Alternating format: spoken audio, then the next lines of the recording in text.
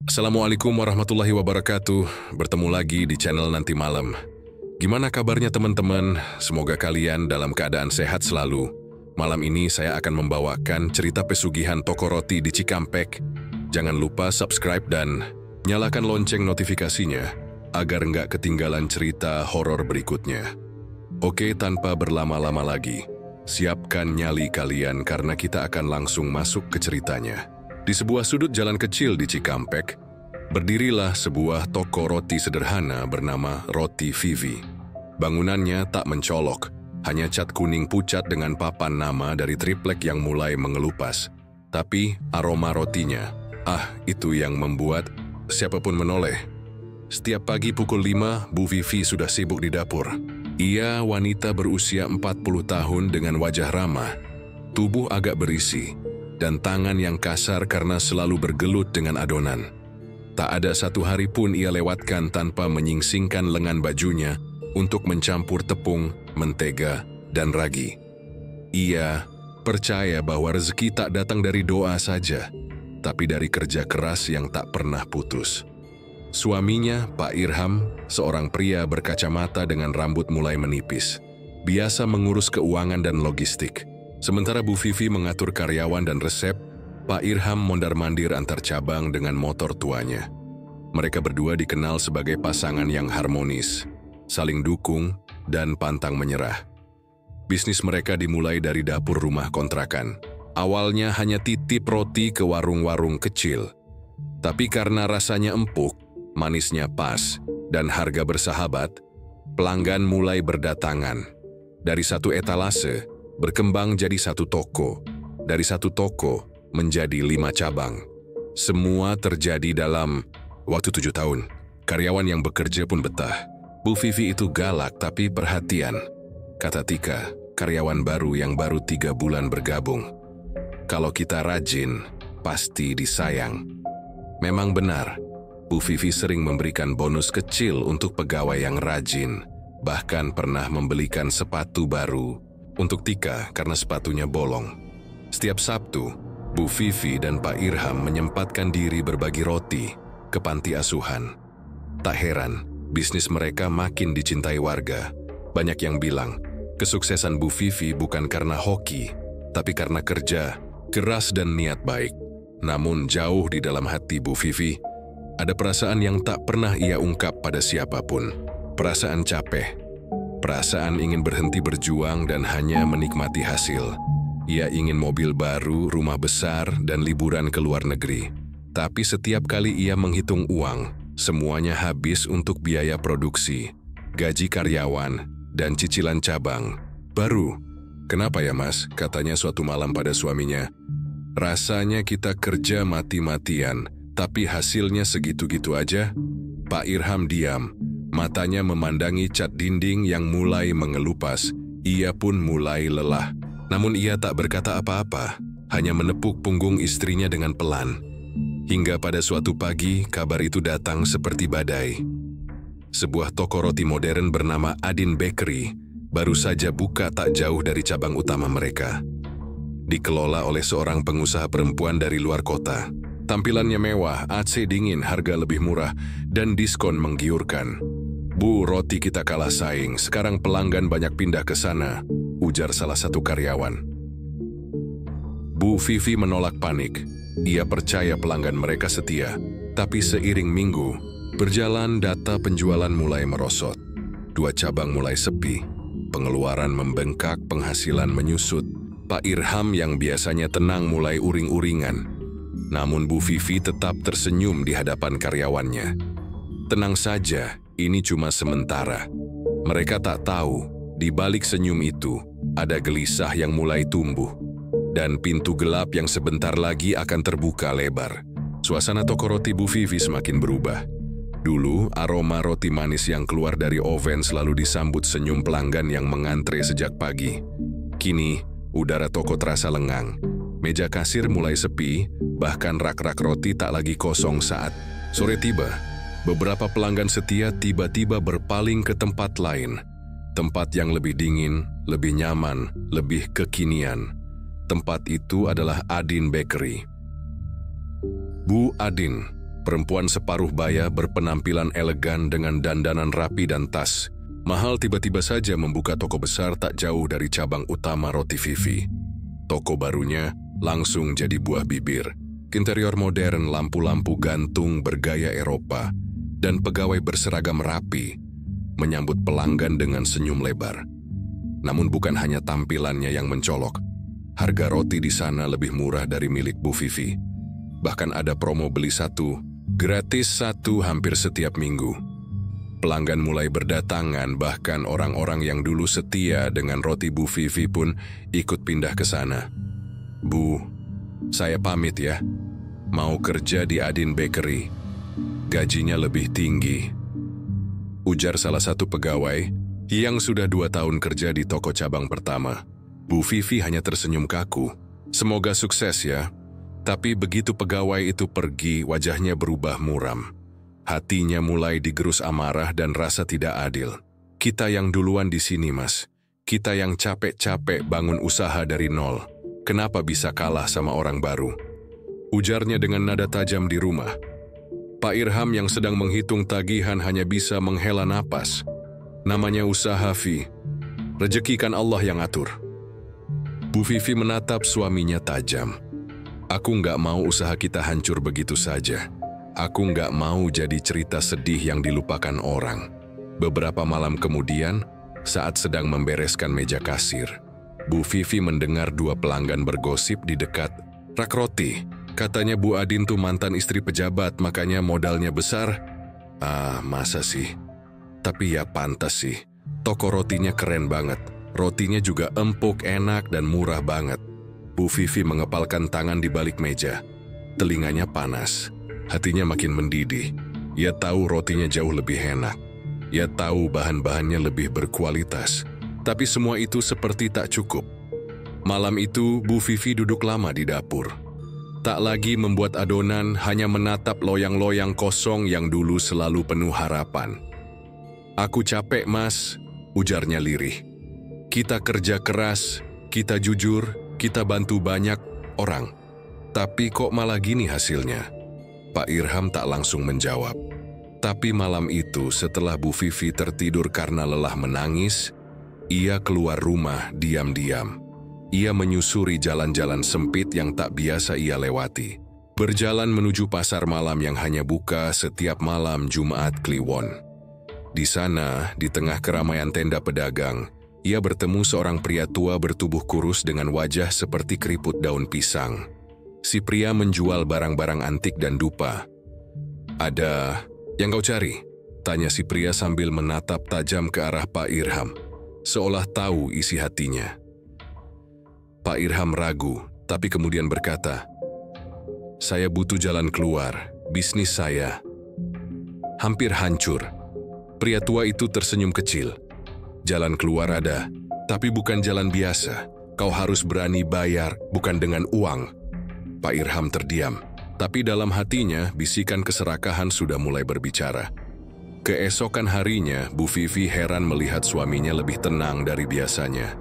"Kenapa kamu kayak orang habis dapat wangsit?" Pak Irham hanya tersenyum samar. "Aku cuma mikir, mungkin ada cara lain. Cara yang lebih cepat." Bu Vivi memandang suaminya lama. Ada sesuatu yang berubah, matanya seperti kosong, tapi penuh keyakinan gelap. Saat itu Bu Vivi belum tahu bahwa malam pertemuan Pak Irham dengan si pria tua di pasar malam adalah awal dari jalan sesat yang akan menyeret mereka lebih dalam dari sekadar kerugian bisnis. Itu adalah malam ketika pintu pertama ke dunia pesugihan mulai terbuka. Sejak malam itu, raut wajah Pak Irham berubah. Ia tidak lagi mengeluh, tidak lagi gelisah soal sepinya toko atau soal omzet yang terus menurun. Ia menjadi lebih pendiam, lebih banyak termenung. Tapi setiap kali ditanya, jawabannya selalu sama. "Tenang saja, semua akan kembali lancar." Bu Vivi semula lega. Ia pikir suaminya telah menemukan strategi baru. Mungkin promosi, mungkin pinjaman lunak dari teman lamanya yang pengusaha. Tapi di balik semua itu, Pak Irham menyembunyikan sesuatu yang jauh lebih gelap. Malam Jumat berikutnya, Pak Irham kembali mendatangi pasar malam. Tapi kali ini ia tidak hanya melewati tenda-tenda penjual. Ia masuk ke lorong kecil di belakang kios aksesoris, menyusuri jalan setapak yang nyaris tidak terlihat oleh mata orang biasa. Di ujung lorong itu ada sebuah rumah kayu tua yang sudah miring separuh. Di dalamnya duduk seorang perempuan tua dengan kulit pucat seperti mayat dan rambut panjang tergerai menutupi wajah. Ia dikenal sebagai Mak Piah, dukun pesugihan yang hanya menerima tamu di malam tertentu. Mak Piah tidak bicara banyak. Ia hanya menatap Pak Irham dengan mata kosong, lalu mengulurkan tangannya yang kurus dan keriput. Kalau kau mau jalan cepat, ada harga yang harus dibayar. Dan bukan uang, katanya. Pak Irham menelan ludah. Apa? Mak Piah menyalakan dupa. Udara di ruangan itu berubah pengap dan berat. Asap memenuhi ruangan membuat kepala pening. Darah, jiwa, satu nyawa sebagai tumbal. Pertama, setelah itu rezekimu akan mengalir deras selama 1 tahun penuh.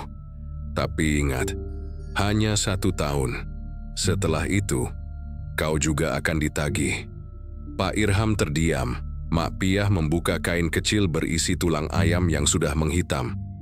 Kalau kau takut, kau masih bisa mundur. Tapi kalau sudah jalan tak ada yang bisa putar balik. Pak Irham memejamkan mata. Bayangan Bu Vivi yang menangis, toko yang sepi dan hutang yang menumpuk kembali terlintas. Ia mengangguk pelan. Aku terima. Mak Piah tersenyum tipis seolah puas. Bawa tumbalmu ke tempat ini malam Jumat depan. Harus bersih, harus tanpa curiga. Harus ikhlas dijadikan persembahan. 2 malam kemudian, Bu Vivi dan Pak Irham duduk di meja makan dengan ekspresi yang tak biasa. Sunyi. Suara jam dinding terdengar lebih keras dari biasanya. Pak Irham akhirnya bicara pelan. Kalau kita bisa bikin bisnis ini balik ramai, kamu mau apa? Bu Vivi menatap suaminya heran. Apa maksudmu? Aku serius. Kalau semua lancar lagi, kalau kita bisa punya omzet lebih besar dari dulu, mobil baru, rumah di Karawang, pegawai yang lebih patuh, kamu mau? Tentu saja Bu Vivi, mau. Tapi pertanyaan itu terasa ganjil. Kamu dapat ide promosi apa sih mas? Tanyanya curiga. Alih-alih menjawab, Pak Irham menggenggam tangan istrinya. Tapi kita harus ambil satu keputusan besar. Ada caranya. Tapi kamu harus ikut. Kita harus kompak. Lalu, malam itu Pak Irham menceritakan semuanya. Bu Vivi kaget, menolak, ia tak percaya. Tapi saat suaminya menunjukkan amplop berisi uang tunai 10 juta yang datang sendiri, setelah pertemuan di rumah Mak Piah, Bu Vivi mulai goyah. Ini baru awal, ujar Pak Irham. Bayangkan kalau kita jalani sepenuhnya. Bu Vivi tak langsung menyetujui. Ia diam sepanjang malam. Tapi saat ia melihat cabang keempatnya akan tutup, karyawan mulai keluar satu persatu. Dan cicilan makin mendesak, hatinya akhirnya runtuh. Kita akan pakai siapa? Tanya Bu Vivi dengan suara pelan seperti angin malam. Pak Irham tak menjawab. Ia hanya menatap satu nama di daftar absen karyawan. Tika, gadis polos, 21 tahun. Masih baru, tidak punya keluarga di sekitar. Tinggal sendiri di kontrakan kecil. Jujur, rajin. Dan yang terpenting percaya penuh pada Bu Vivi. Air muka Bu Vivi menegang, tapi ia tak protes. Diam-diam dalam hatinya ia berdoa. Maafkan kami Tika. Ini semua demi menyelamatkan hidup yang lebih besar. Tanggal telah ditentukan. Malam Jumat berikutnya Tika akan diajak lembur malam di cabang utama.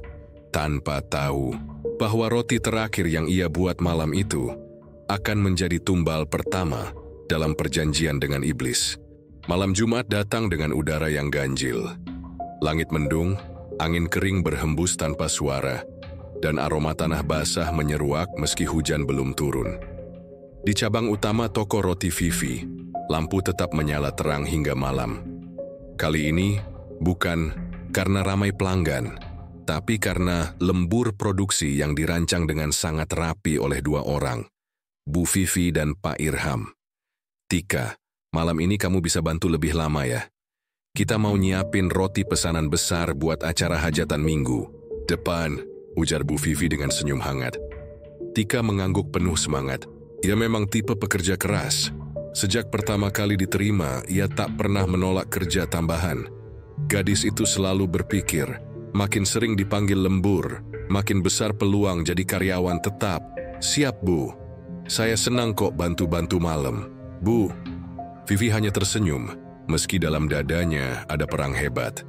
Sepanjang sore itu ia terus menatap Tika diam-diam, seperti hendak menghafal wajah terakhir sang gadis sebelum semuanya berubah.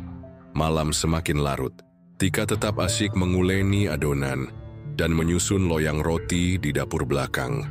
Ia bersenandung kecil sambil mencium wangi mentega cair. Tak ada rasa curiga, tak ada firasat. Bahkan saat Pak Irham datang membawakan teh hangat, ia menerimanya dengan senang hati. "Wah, makasih banyak Pak," katanya sambil meminum seteguk. Dalam teh itu sudah tercampur larutan akar mimba dan daun jaran goyang yang diberikan oleh Mak Piah. Ramuan yang tak mematikan, hanya melemahkan tubuh dan kesadaran. Dalam waktu 5 menit, tubuh Tika mulai terasa berat. Jari-jarinya kesemutan, pandangannya kabur. "Bu, badan saya kayak gemetar semua," bisiknya. Bu Vivi pura-pura panik. "Aduh, mungkin kamu kecapekan. Sini duduk dulu ya." Tika berjalan limbung, tapi belum sampai duduk, tubuhnya ambruk di lantai dapur. Bu Vivi langsung mengunci pintu. Pak Irham mematikan lampu. Gelap, sunyi. Hanya suara napas Tika yang terengah-engah di antara detak jantung pasangan itu yang berdetak tak karuan. "Sekarang?" tanya Bu Vivi. Suaranya gemetar. Pak Irham mengangguk. Mereka membawa tubuh Tika yang lemas ke belakang toko.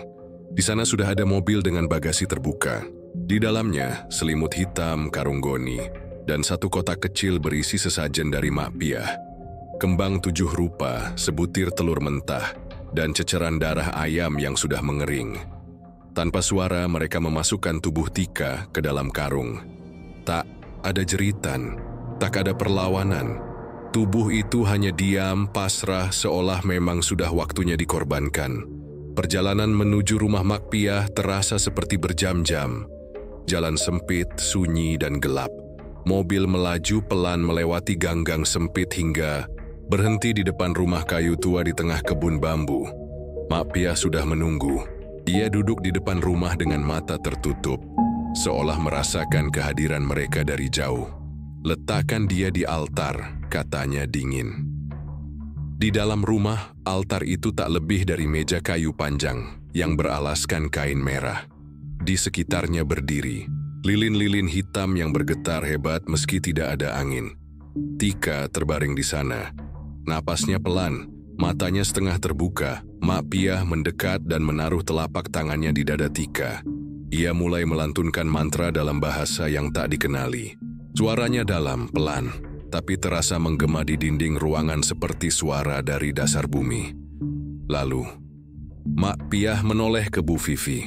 "Kamu harus teteskan darahmu di matanya, agar perjanjian terikat oleh yang meminta." Tangan Bu Vivi gemetar saat mengambil pisau kecil yang disodorkan. Ia menyayat ujung jarinya, setetes darah jatuh, tepat ke mata Tika yang sudah tak berkedip. Saat itu juga lilin-lilin padam. Ruangan menjadi gelap gulita, tapi suara terdengar jelas di telinga mereka. Suara berat, seperti bisikan dari dalam tanah. 1 tahun, hanya 1 tahun. Setelah itu, kalian. Tiba-tiba tubuh Tika terangkat ke udara.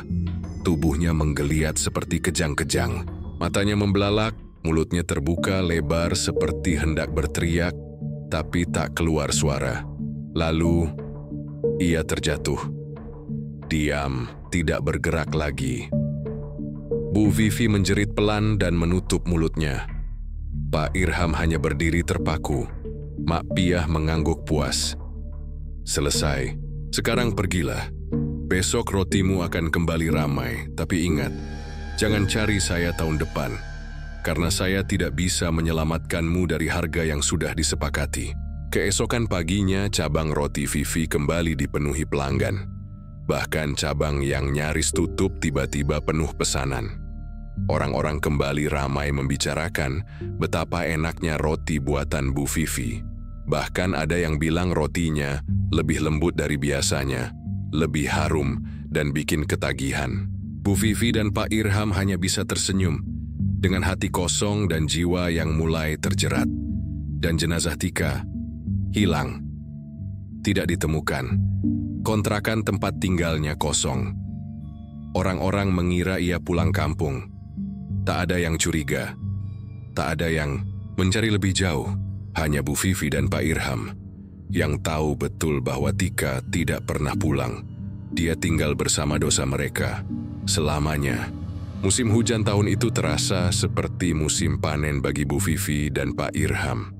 Sejak malam tumbal Tika, toko roti mereka tumbuh pesat, lebih cepat dari yang bisa dinalar akal sehat. Pembeli membludak dari pagi hingga malam. Tak peduli hujan deras atau panas menyengat, antrean tak pernah sepi. Roti mereka seakan punya daya magis, selalu terlihat segar. Rasanya lebih lezat dari sebelumnya, dan aromanya menggoda hingga ke ujung jalan. Yang dulunya toko kecil dengan etalase kayu, kini telah menjelma menjadi bisnis waralaba. Dalam 3 bulan saja, Bu Vivi membuka 2 cabang baru. Satu di Karawang Barat, satu lagi di Purwakarta. Media lokal mulai menulis profil dirinya sebagai wanita tangguh pelopor roti Cikampek. Namun hanya mereka berdua yang tahu apa yang sebenarnya terjadi di balik keberhasilan itu. Dan setiap malam Jumat, tepat pukul 12 malam, di dapur toko pusat, satu ritual kecil tetap dilakukan.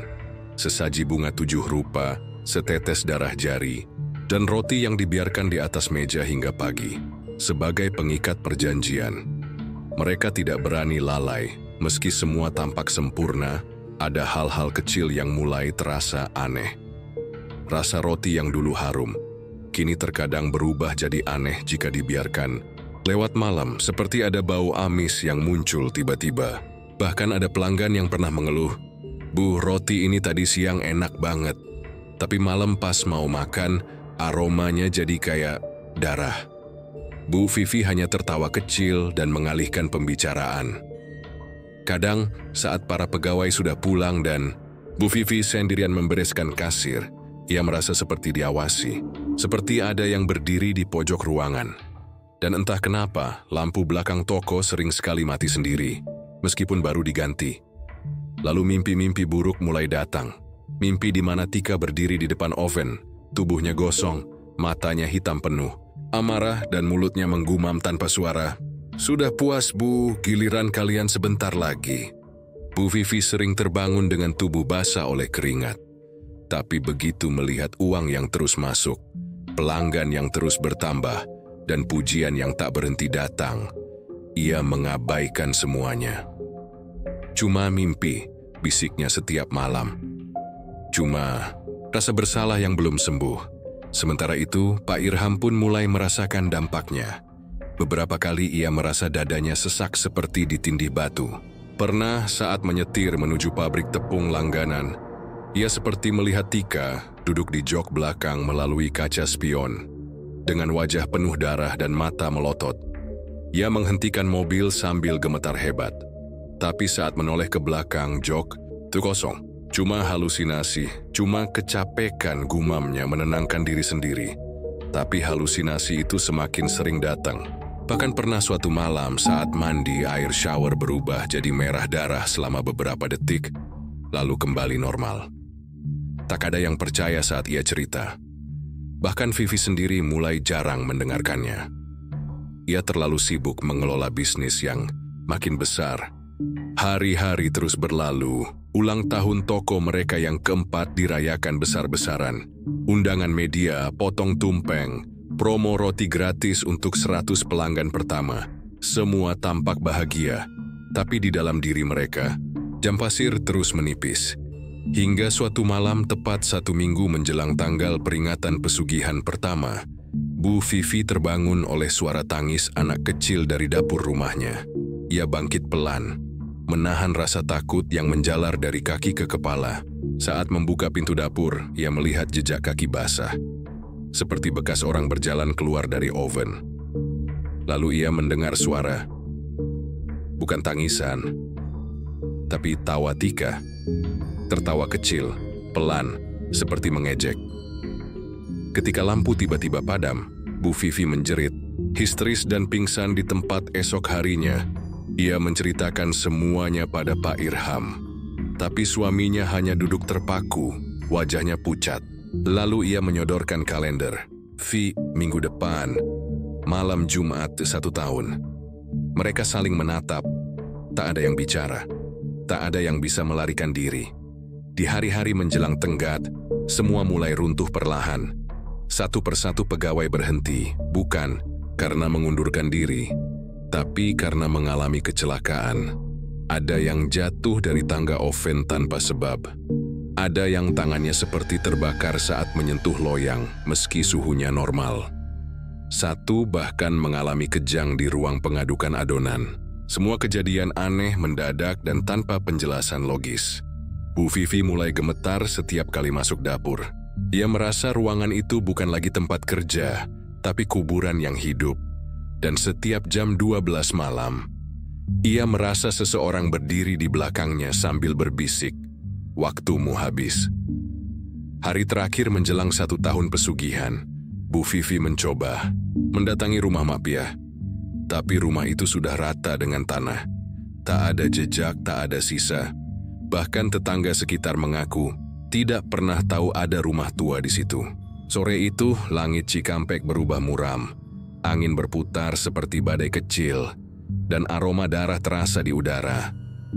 Bu Vivi dan Pak Irham hanya bisa duduk diam di rumah mereka, menanti malam Jumat datang.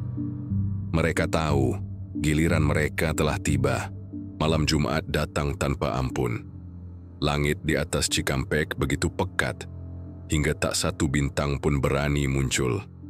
Angin bertiup kencang, menggoyang daun-daun pisang dan genteng rumah-rumah tua.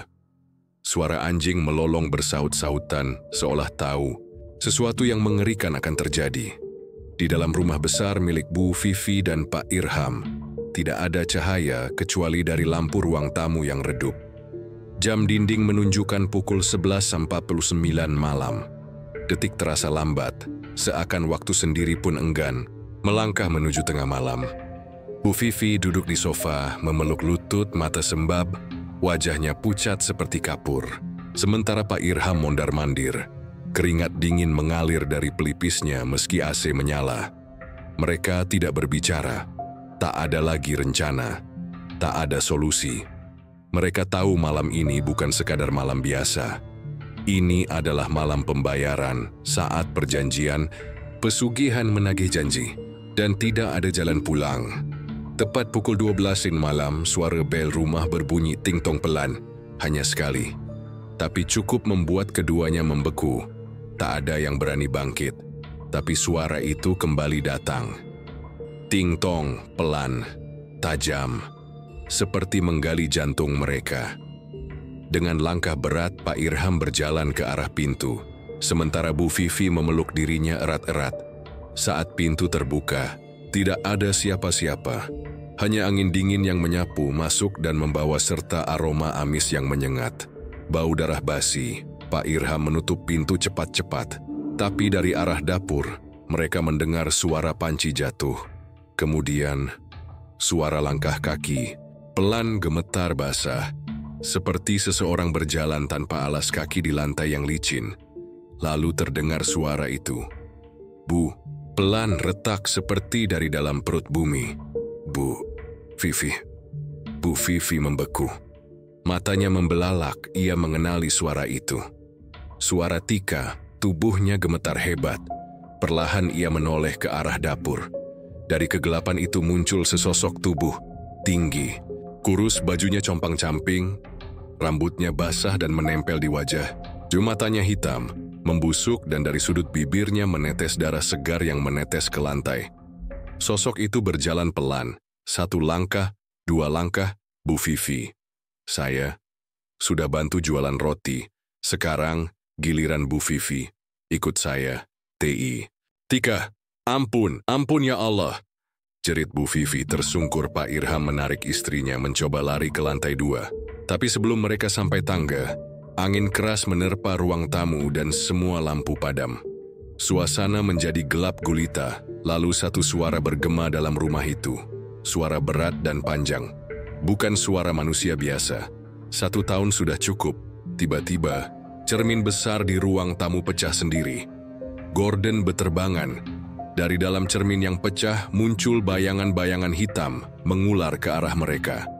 Bayangan itu melilit kaki Pak Irham dan menariknya jatuh ke lantai. Ia menjerit, tubuhnya diseret mundur ke arah dapur. Kakinya menggaruk lantai meninggalkan bekas darah. "Vivi, tolong!" Bu Vivi hanya bisa melihat sambil menangis, teriakannya tercekat. Ia naik tangga sambil gemetar, mencari tempat persembunyian. Tapi suara-suara itu mengikutinya. Tawa anak kecil, langkah kaki di atap, bisikan-bisikan dalam bahasa aneh. Saat ia sampai di kamarnya, pintu tiba-tiba tertutup sendiri dengan keras. Ia mengunci pintu dan duduk bersandar di belakangnya. Menangis keras, tubuhnya basah kuyup oleh peluh. Tapi kemudian, ia melihatnya. Tika, berdiri di depan jendela, menatap langsung ke dalam dengan mata penuh luka dan darah yang menetes dari kepala. "Bu, saya dulu percaya sama ibu." Lalu kaca jendela pecah, dan tubuh Tika masuk tanpa suara, melayang seperti kabut hitam. Keesokan paginya, tetangga mencium bau busuk dari rumah Bu Vivi. Polisi dipanggil. Pintu depan tidak terkunci. Rumah berantakan seperti bekas angin puting, beliung. Di ruang tamu ditemukan jejak kaki berlumur darah yang membentuk lingkaran, lalu berhenti begitu saja. Di kamar atas, Bu Vivi ditemukan tergantung dengan kain putih yang tak dikenal jenisnya. Matanya melotot, lidahnya menjulur, dan di bawah kakinya ada satu loyang roti yang berlumur darah segar. Pak Irham tidak pernah ditemukan. Bahkan CCTV rumah menunjukkan satu hal yang membuat semua polisi ketakutan. Saat jam 12 malam, ada bayangan 3 sosok hitam berdiri di ruang tamu. Meski tak ada siapa-siapa secara fisik, toko roti Vivi ditutup total seminggu kemudian. Semua cabangnya tutup. Roti-rotinya membusuk tanpa sebab. Nama Bu Vivi menjadi bisik-bisik menyeramkan di pasar dan toko-toko. Orang-orang percaya itu hanyalah kisah tragis suami istri yang gagal dalam bisnis. Tapi mereka yang pernah bekerja di sana masih kadang mencium bau roti terbakar saat lewat di depan bangunan kosong toko pusat. Dan sebagian yang berani menoleh ke kaca mengaku melihat seorang gadis muda berdiri sambil tersenyum. Tika menunggu korban berikutnya. 5 tahun telah berlalu sejak tragedi yang menimpa Bu Vivi dan Pak Irham. Bangunan toko roti yang dulu berdiri megah di pinggir jalan raya Cikampek itu kini berubah jadi tempat kosong yang menyimpan aura muram. Dindingnya kusam, cat-catnya mengelupas, dan kaca etalas pecah sebagian. Seakan waktu sendiri enggan menyentuh tempat itu. Warga sekitar menyebutnya bangunan kutukan. Tak ada yang berani mendekat saat malam. Konon, setiap malam Jumat, dari dalam bangunan itu terdengar suara oven menyala. Sendiri, dentingan loyang, dan aroma roti yang bercampur bau darah. Seorang tukang ojek pernah bersumpah melihat bayangan perempuan tergantung di jendela lantai 2, lalu tiba-tiba hilang saat didekati. Tapi cerita horor itu justru menarik perhatian orang dari luar kota.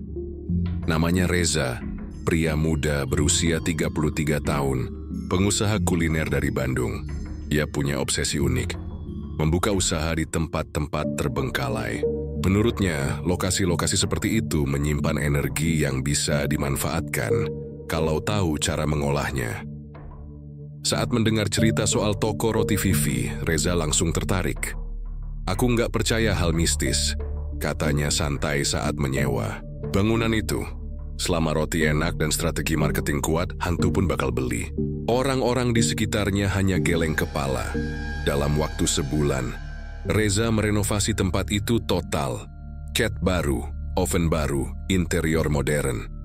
Ia bahkan menyewa tim branding untuk mengganti nama menjadi Roti Rempah Rasa. Tanggal grand opening ditetapkan Jumat malam pukul 7-an ironis. Dari hari pertama renovasi, kejadian ganjil mulai terasa. Beberapa tukang mengeluh peralatan rusak tanpa sebab. Gergaji elektrik mati total. Oven baru tiba-tiba mengeluarkan suara seperti orang menangis saat dinyalakan. Bahkan ada satu tukang yang pulang mendadak karena mimpi buruk berulang. Selalu mimpi gadis berambut panjang yang berdiri diam sambil membawa loyang berisi jantung manusia. Tapi Reza tetap cuek. Ia menyebut semua itu halusinasi karena sugesti. Grand opening pun tiba Jumat malam. Langit mendung, tapi toko itu penuh cahaya dan musik riang.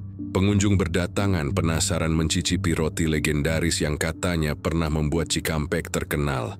Roti rasa pandan, coklat keju, rempah-rempah eksotik, semua ludes. Reza puas. Ia berdiri di depan kasir dengan senyum lebar. Aku buktikan. Bisiknya, tempat angker pun bisa jadi duit. Tapi tepat pukul 10 malam, listrik toko padam mendadak. Gelap gulita. Suara pengunjung mengeluh. Ada yang tertawa kecil, mengira itu bagian dari atraksi horor.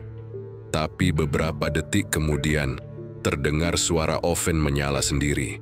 Lampu dapur menyala satu, lalu satu lagi. Lalu terdengar tangisan kecil dari ruang adonan. Beberapa orang mulai ketakutan. Reza berjalan ke belakang, mencoba mengecek panel listrik. Tapi saat melewati dapur, ia melihat sesuatu yang membuatnya berhenti seketika. Di depan oven, berdiri seorang gadis. Bajunya lusuh, rambutnya panjang menutupi sebagian wajah. Tangannya memegang loyang dan dari dalam loyang itu, terlihat jantung berdenyut.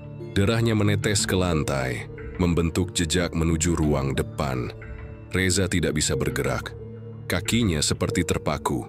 Gadis itu perlahan menoleh. Matanya kosong, hitam, dalam. Roti ini, untukmu mas. Reza menjerit. Lampu menyala kembali. Semua pengunjung melihatnya terguling di lantai. Tubuhnya gemetar hebat. Ia dibawa ke rumah sakit malam itu juga. Mulutnya terus menggumam, "Tika, jangan. Ampun, jangan." Ia tak pernah kembali ke toko itu. Toko roti rempah rasa tutup hanya dalam waktu 3 hari. Tak ada yang tahu kemana Reza pergi. Isu beredar. Ia dirawat di Bandung, tak bisa bicara, hanya menatap kosong sambil mencoret-coret dinding kamarnya dengan kata yang sama berulang-ulang. "Tika, Tika, Tika." Warga Cikampek makin yakin. Tempat itu bukan sekadar bangunan tua, itu adalah penjara jiwa. Tiap tahun, selalu ada yang mencoba membuka kembali. Tapi tak satu pun yang berhasil. Karena sekali toko itu menerima darah, ia akan terus lapar. Bangunan tua bekas toko roti itu kembali sunyi. Setelah kejadian misterius yang menimpa Reza, tidak ada satupun orang yang berani mendekat. Bahkan petugas kebersihan sekalipun menolak menyapu halaman depan toko. Lampu-lampu jalan di sekitar toko itu selalu redup setiap malam, seakan sinarnya ditelan oleh kegelapan yang menetap di sana. Namun, Nina, seorang mahasiswa arkeologi dari Jakarta, punya alasan berbeda untuk datang ke bangunan itu. Ia bukan ingin membuka usaha. Ia datang karena sedang mengerjakan skripsi tentang tempat-tempat ritual urban legendaris di Indonesia. Dan toko roti Vivi adalah salah satu yang paling menyeramkan, namun minim bukti dokumentasi nyata. Cerita rakyat harus dibuktikan dengan jejak, kata Nina mantap kepada dosennya sebelum berangkat ke Cikampek. Kalau memang ada ritual pesugihan, pasti ada tempat atau simbol yang ditinggalkan. Dengan izin dari kelurahan dan persetujuan polisi setempat, Nina diizinkan memasuki bangunan itu di siang hari. Ia tidak sendirian. Ia ditemani 2 temannya, Rio dan Dia, serta seorang juru kunci lokal bernama Mang Wardi. Pria tua yang mengaku pernah mengantar tepung ke toko roti Vivi sebelum semua tragedi dimulai. Siang itu langit mendung, meski belum turun hujan. Saat mereka membuka pintu utama, udara di dalam bangunan terasa jauh lebih dingin daripada luar. Bau apak bercampur amis menyambut mereka seperti sapaan tak kasat mata. Lantai berdebu dan ada noda coklat kemerahan yang mengering di dekat dapur belakang. "Itu bukan kecap," kata Mang Wardi pelan. Itu darah. Kata orang-orang waktu Pak Irham ditarik ke sini bekasnya nggak pernah bisa hilang. Nina menyalakan senter dan mulai menyusuri dapur. Ia memperhatikan dinding-dinding yang retak, laci-laci kosong dan oven besar yang berdiri kokoh di tengah ruangan. Tapi ada sesuatu yang mengganggu perhatiannya. Oven itu tidak menempel ke lantai. Di bagian bawahnya ada semacam garis celah, seperti bekas ubin yang dipaksa dibongkar, tapi kemudian ditutup kembali. Ini, ada ruang? Gumam Rio sambil mengetuk-ngetuk. Lantai setelah menggali dan memindahkan oven dengan susah payah, mereka menemukan sebuah papan kayu yang tersembunyi. Papan itu ditutup rapat dengan paku karatan dan diolesi bekas tanah liat merah. Butuh waktu hampir 1 jam hingga papan itu bisa dibuka. Di bawahnya ada lubang persegi seperti sumur sempit, dan di dalamnya aroma kematian langsung menyeruak. Rio mengarahkan senternya. Apa yang mereka lihat membuat semua terdiam. Tulisan-tulisan aneh tertulis di dinding sumur dengan darah yang telah mengering. Ada sisa-sisa kain putih sobek, rambut manusia, dan potongan kuku yang tampak jelas. Di pojok lubang itu ada toples, kaca besar yang berisi jantung, masih utuh meskipun entah sudah berapa tahun di sana. Nina terisak ngeri, dia langsung berbalik dan muntah di pojok dapur. Mang Wardi bergumam sambil mengelus dada. Gusti Allah, ini tempat sesajen. Ini sumur pesugihan mereka. Tiba-tiba lampu senter Rio berkedip-kedip. Udara menjadi lebih dingin. Angin bertiup meski tak ada jendela terbuka. Dari arah dalam lubang terdengar suara, "Kalian," membangunkannya. Suara itu bukan satu, melainkan banyak suara. Serak, parau, bergema seperti datang dari perut bumi. Lalu terdengar bisikan dalam bahasa Sunda kuno yang tidak mereka mengerti. Tanpa peringatan, toples berisi jantung pecah. Darah segar menyembur keluar, mengenai wajah Nina. Ia menjerit, tubuhnya terdorong ke belakang, dan senter jatuh ke lubang. Cahaya. Senter kini menyorot bayangan-bayangan yang mulai naik. Bentuknya menyerupai manusia, tapi tidak utuh. Ada yang tanpa mata, ada yang lehernya sobek, dan di antara mereka berdiri sosok Tika. Dia masih sama seperti di cerita-cerita. Rambut panjang, mata hitam, mulutnya tersenyum penuh luka. "Bu Vivi, Pak Irham, sudah di bawah," katanya, sambil dia menunjuk ke dalam sumur. "Mau ikut?" Darah mulai menetes dari langit-langit. Rio pingsan. Dia menangis histeris. Wontina menggenggam kalung kecilnya dan melafalkan doa. Ia menjerit ke Mang Wardi, "Tutup lubangnya sekarang." Dengan sisa tenaga, mereka menutup kembali sumur itu, memaku papan kayu, dan melemparkan oven ke atasnya. Setelah itu suara-suara lenyap, tapi tidak sepenuhnya. Nina tahu mereka masih ada di bawah, menunggu. Setelah kejadian itu, Nina kembali ke Jakarta dan menghentikan penelitiannya. Ia tidak pernah menerbitkan skripsinya. Ia hanya menyimpan hasil temuannya dalam hard drive, yang ia kunci dan kubur di halaman rumahnya. Saat ditanya kenapa, ia hanya menjawab, "Beberapa tempat tidak diciptakan untuk dicari kebenarannya, karena saat kebenaran itu muncul, kamu juga akan dilihat balik." Bangunan toko roti itu kini dipasang garis polisi permanen. Tapi tetap saja setiap malam Jumat, orang-orang masih mencium bau roti panggang dan darah, karena sumur pesugihan itu belum ditutup sepenuhnya. Waktu terus berlalu. Toko roti yang kini dikenal sebagai bangunan kutukan itu dibiarkan terbengkalai. Atapnya mulai runtuh, dindingnya ditumbuhi lumut, dan halaman depannya penuh dengan semak liar. Tapi ada satu hal yang tidak pernah berubah, suasana mencekam yang mengendap seperti racun di udara sekitarnya. Warga masih mempercayai satu hal. Selama sumur di bawah oven belum dihancurkan, kutukannya akan tetap hidup. Dan benar saja, 3 tahun setelah Nina menemukan ruang ritual itu, sebuah kejadian ganjil terjadi jauh dari Cikampek. Di Bekasi, di sebuah perumahan kecil yang sunyi. Di sana, tinggal seorang pemuda bernama Kevin, 17 tahun, siswa SMA biasa, pendiam, dan senang membuat roti. Ia tidak pernah tahu siapa neneknya. Sejak kecil ia diasuh oleh ibunya, Anita, yang tak pernah menceritakan masa lalunya. Kevin sering bermimpi aneh sejak ulang tahunnya yang ke-17. Dalam mimpinya, ia berdiri di sebuah toko tua. Dindingnya hangus, oven besar berdiri di tengah ruangan. Di depannya ada seorang wanita mengenakan celemek lusuh. Wajahnya pucat, matanya kosong, dan di tangannya ada loyang berisi roti berbentuk jantung manusia. Wanita itu selalu berkata, "Roti ini untukmu, cucuku."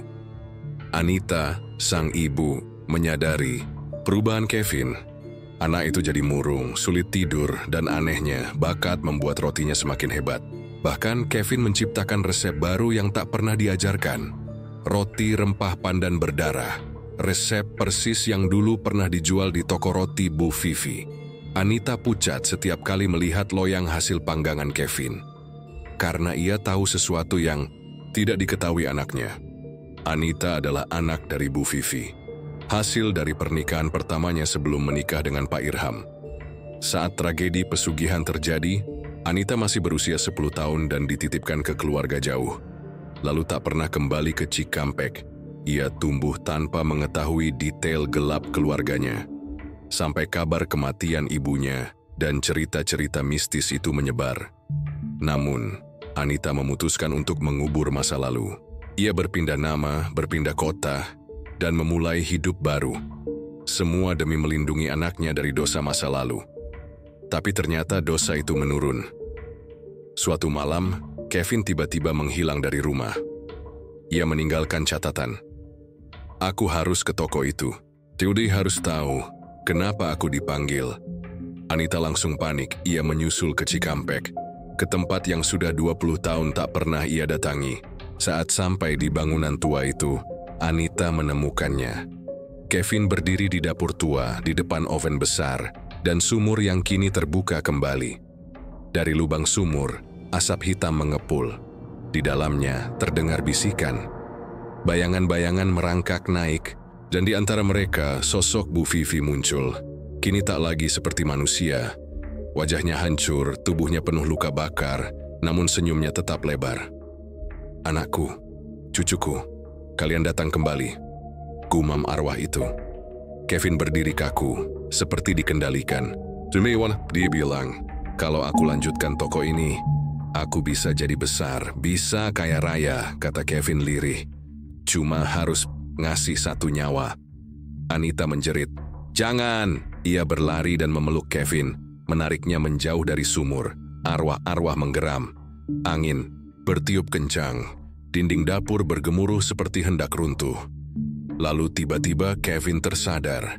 Dengan kekuatan terakhirnya, ia menendang oven hingga terguling ke dalam sumur.